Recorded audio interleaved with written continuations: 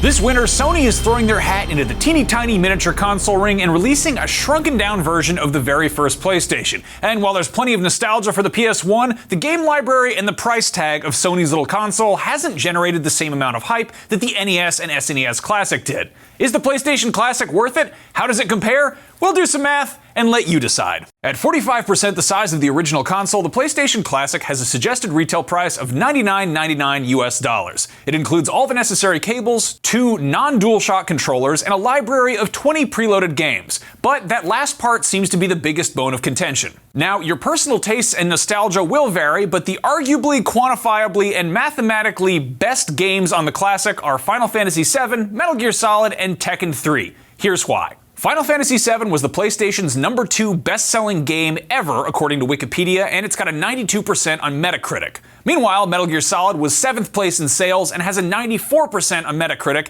and while Tekken 3 was only the 14th best-selling game on the PS1, it's still rocking a whopping 96% Metascore, making it the second highest-rated PS1 game on Metacritic. Now, keep in mind, all 3 games and the PlayStation itself predate both Wikipedia and Metacritic by a few years, and the sales numbers might count subsequent re-releases, so maybe take all that with a grain of salt. But speaking of salt, plenty of people are salty about the long list of best-selling and critically acclaimed PlayStation franchises that are not on the Classic, like Crash Bandicoot, Spyro the Dragon, Gran Turismo, Tony Hawk's Pro Skater, and Tomb Raider, to name a few. Now, their omission from the Classic's library hasn't been explicitly explained, but it's probably due to the rise of video game remasters, as well as some licensing issues with car companies and music labels, not to mention video game publishers. So if you want to be mad, don't be mad at Sony, be mad at Sony, Activision, Aston Martin, and Powerman 5000. I guess this is actually what it's like when worlds collide. And then 20 years pass and they start re-releasing stuff smaller.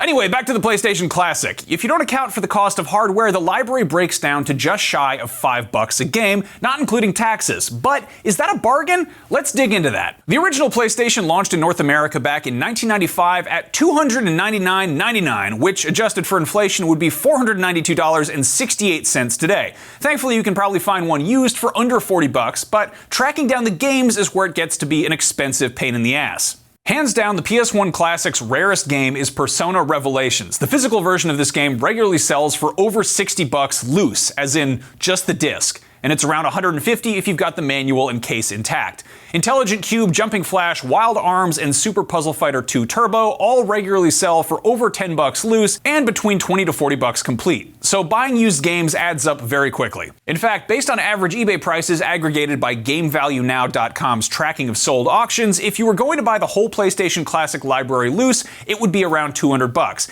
And if you really wanted those 20 cases and manuals, you're looking at over $450 for used games. Of course, digging around at secondhand stores, flea markets, and yard sales might be a cheaper and more fun alternative for tracking down your favorite classic games, but be prepared for shattered jewel cases, scratched discs, disc rot, or some gross kids' fingerprints from the 90s all over them. Thankfully, we live in an age of digital distribution, and all of the PlayStation Classic's 20 games are conveniently and affordably available for purchase on PSN. Well, not quite.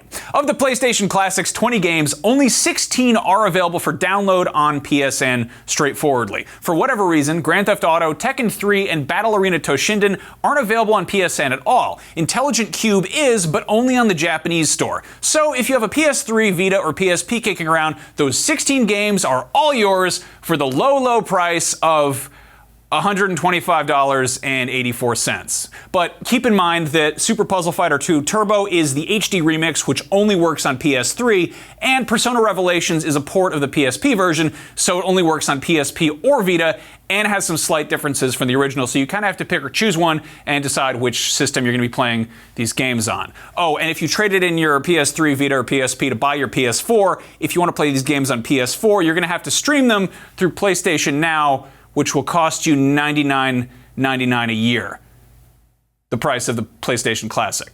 So yes, we all wish the Classic had games like Symphony of the Night, Tomb Raider 2, Silent Hill, Jet Moto, Tomba, and of course, Crash the original fucking PlayStation mascot Bandicoot, but in the grand scheme of things, it looks like this is the easiest, cheapest, legal way to get all these games in one place for the time being. So what do you make of it, dear viewers? Is the PlayStation Classic a solid deal, or are you gonna pass on it and hope they make like a PlayStation 1, 2 Classic, you know, like the little shrunken down one? Let us know in the comments, and for everything video games, classic, modern, regular sized, or shrunken down, keep it right here on IGN.